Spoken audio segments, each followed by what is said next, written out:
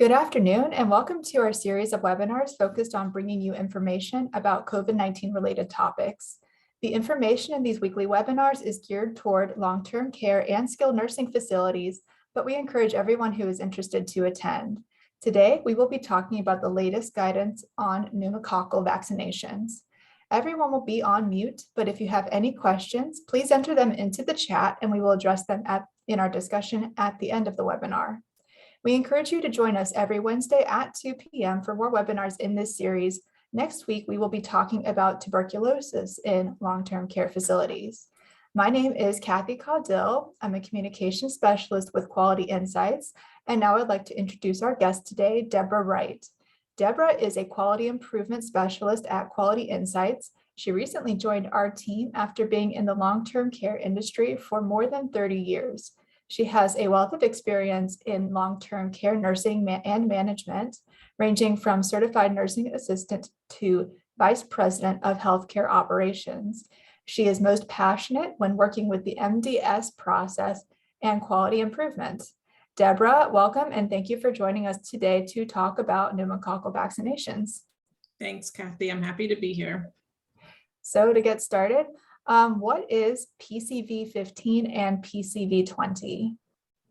Yeah, so, the last couple of years, we've spent all this time focusing on COVID vaccinations and COVID boosters that we kind of have missed the fact that CDC has updated their recommendations for the pneumococcal vaccines.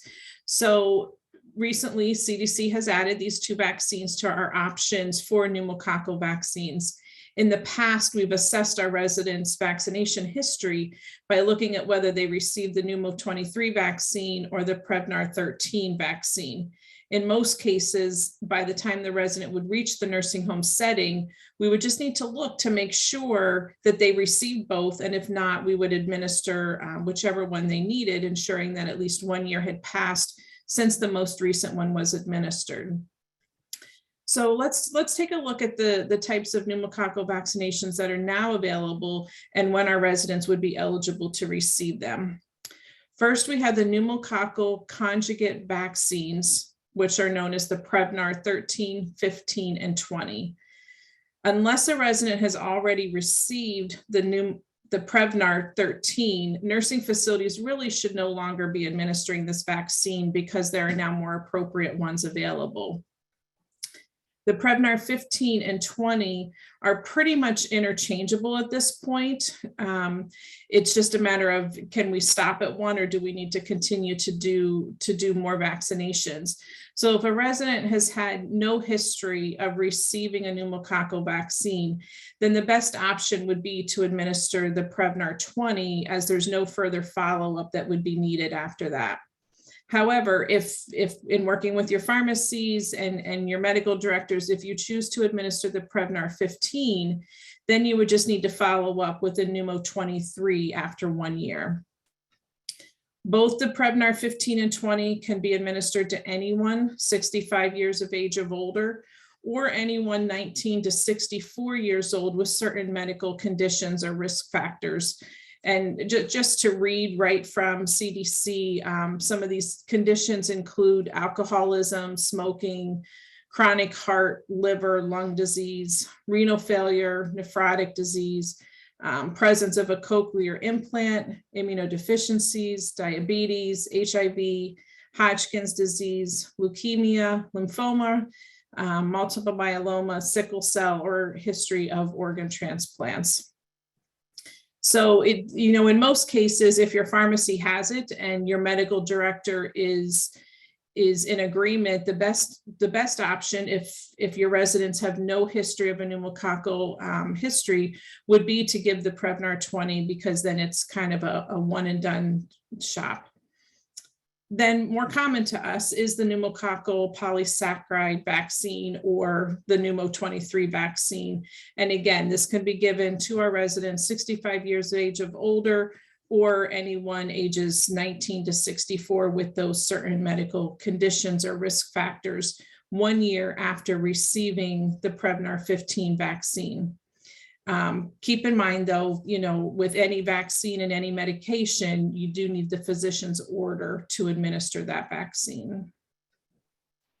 In addition to the physician order, are there any other things that the facility needs to have before administering the vaccination? Yeah, so just like when you go to your physician's offices, prior to getting a vaccine, they give you a fact sheet with the risk and benefits.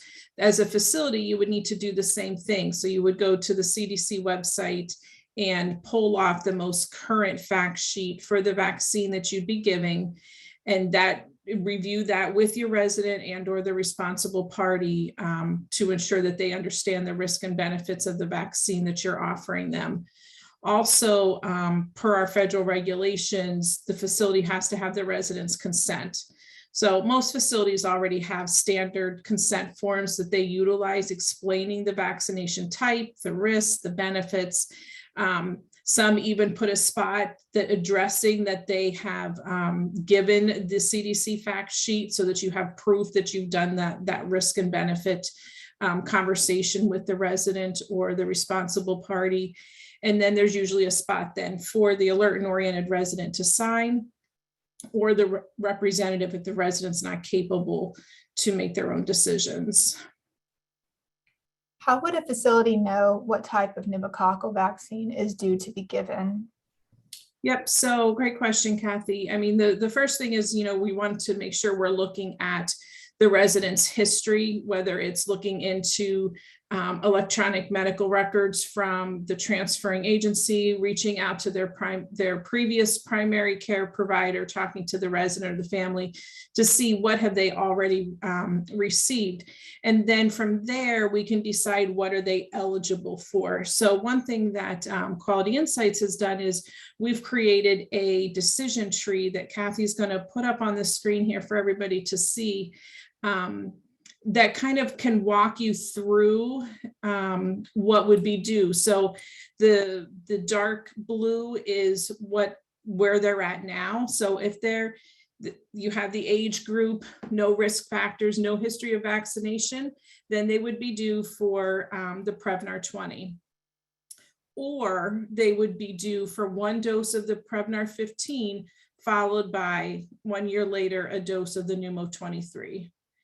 If you have somebody that falls into the age category and they've received the Pneumo 23, then you would wait at least a year, and then you have your choice between your medical director and your primary care physician and the resident. Do they want the Prevnar 15 or the Prevnar 20? And a lot of that's going to go back to your facility policies that you develop with your medical director in regards to what they prefer, and also what your pharmacy is able to obtain. Like most facilities, over the last couple of years, we've been making sure that our residents have had the Pneumo 23 and the Prevnar 13 when they become eligible. So if you're a facility that has been doing that and you're up to date with both the Prevnar 13 and the Pneumo 23, then really you don't need to do anything. As long as they have had both of those vaccines, then at this time they are considered up to date. If they were under 65 and had a history of the Prevnar 13 and they had the Pneumo 23 a year later, they would still be eligible for an additional Pneumo 23 5 years after their most recent vaccination. So that's kind of how you can look through and use this chart as a quick guide. Also at the bottom of the screen, and I'm not sure, Kathy, if you can put that link in the chat or not, but that will give a much more detailed chart view from the CDC of how they explain what dose is due and when it's due. So I think what we're going to try to do, this is new for us. So we have a couple case studies, and we want to go through those case studies and see if you can answer what vaccine the resident would be due for. We're not sure if when we put the polling questions up, if we'll lose the decision tree or not. So we're going to give this a shot and see how it works. So Kathy, if you can put the first question up. All right, I will get that pulled up, and I think I have both the links that you were looking for. I have the link to this fact sheet now in the chat and the CDC fact sheet on pneumococcal vaccinations in the chat. Okay. All right, I will see if I can pull up the poll at the same time as sharing my screen.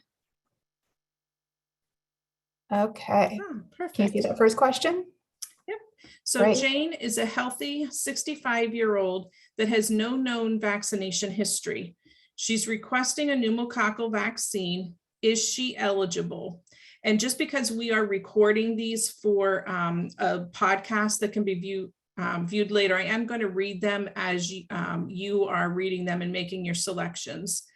So yes, she's eligible for the Pneumo 23, followed by the Prevnar 15 in 1 year.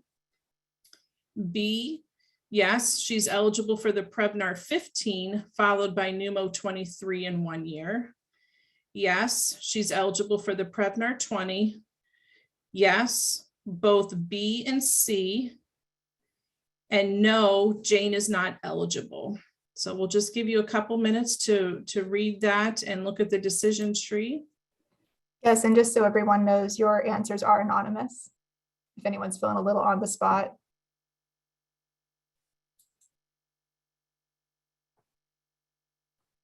So Kathy, once you see that we have some responses, we can show the answers. There's still a couple trickling in, and probably give it another 10 seconds to see if any more come through.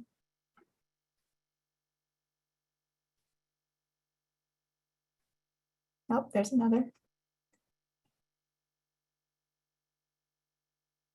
All right, I'm going to end the poll and we're going to see what our results are.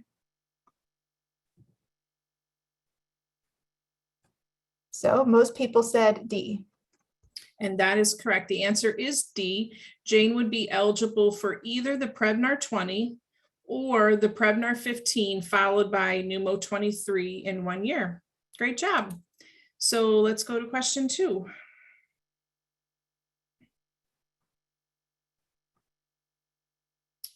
Great. So Sam is a 70-year-old with a history of chronic renal failure. At age 65, he received the Prevnar 15 vaccination. Is Sam eligible for an additional pneumococcal vaccination? A, yes, eligible for Prevnar 20. B, yes, eligible for a repeat Prevnar 15. C, yes, eligible for Pneumo 23. D, no, Sam is not eligible. So we'll give you just a couple minutes to answer that.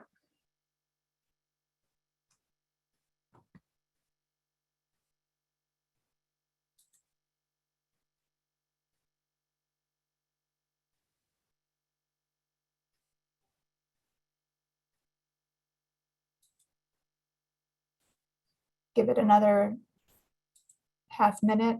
Got answers still trickling in.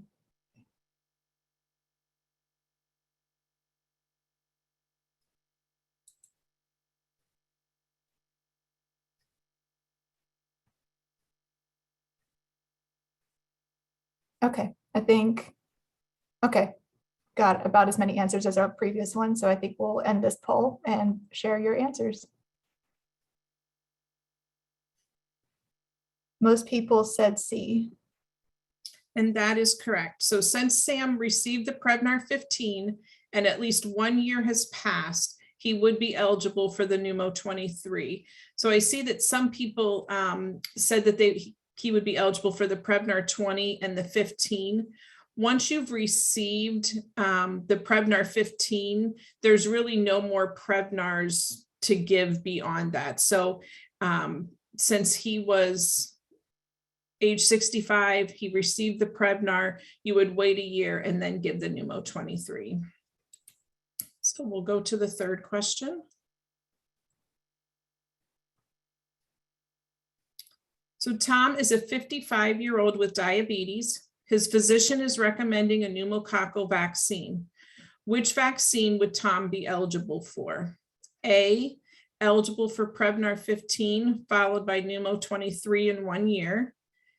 B, eligible for Pneumo 23, followed by Prevnar 15 in 1 year.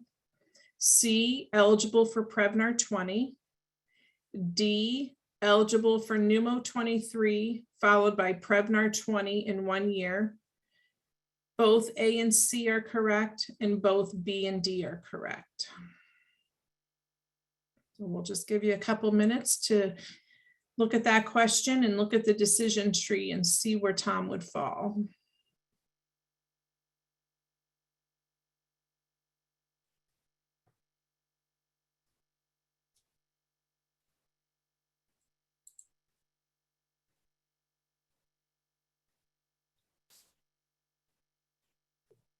Give it about 20 more seconds. I think we have a couple more still trickling in. Okay.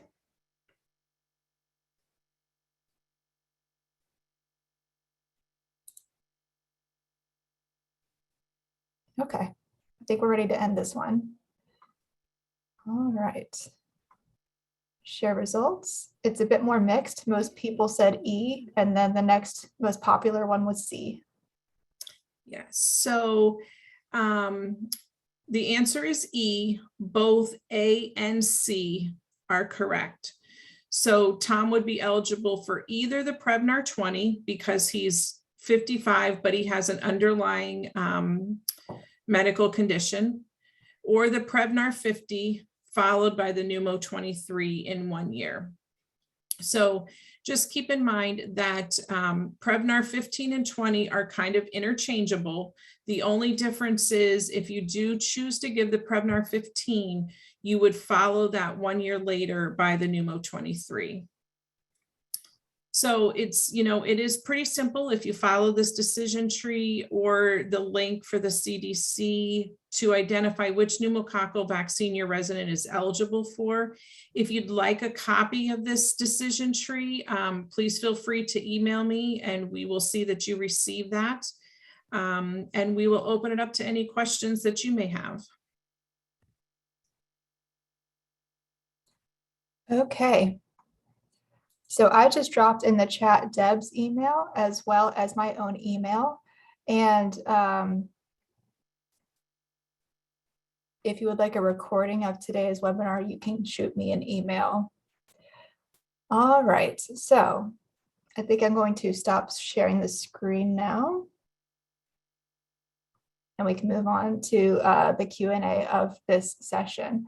So at this time, if you have any questions, please enter them into the chat or the Q&A box.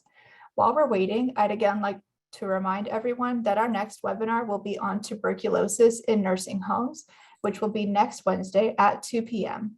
We also host office hours live chats twice a week where you can drop in and get one-on-one advice for your facility from one of our quality improvement specialists like Deborah. Those are every Tuesday at 8 a.m. and every Thursday at 2 p.m. You can find the links to those live chats and our webinars in the newsletter we send out each Friday called the Last Minute Lowdown. If you would like to receive that newsletter but don't think you're on our mailing list, you can email me and I will get you on that list. And as I said, my email is in the chat if you need to email me. You can also email me today if you would like a recording of today's webinar. And now I will look real quick to see if we have any questions. All right, got a couple nice comments, but not questions so far. They liked your presentation, Deb. And I don't see any other questions. So I think we will be good to wrap up. All right, well, I thank everyone. Certainly if you have any questions regarding pneumococcal vaccines, please feel free to reach out to me or your Quality Insights representative, Penny Imes, Shirley, or Patty, and we will be happy to assist you if you have any questions regarding your residents' immunization status or what they're eligible for pneumococcals. That's right. And if you want to contact Deborah directly, you can reach her at 1-800-642-8686 at extension 7636. I like to say that out loud because we also upload a recorded version of this later. And you can email her at dwight@qualityinsights.org. That's DWRIGHT@qualityinsights.org. And you can check out our other interviews by visiting qualityinsights.org/QIN/multimedia. Deborah, thank you for joining us today. I'd like to thank all of you joining us today. And I see a person who wrote in the chat requesting a recording of the webinar, and I will get in touch with you about sending you a recording of the webinar and the decision tree. Thank you, everybody. Thank you.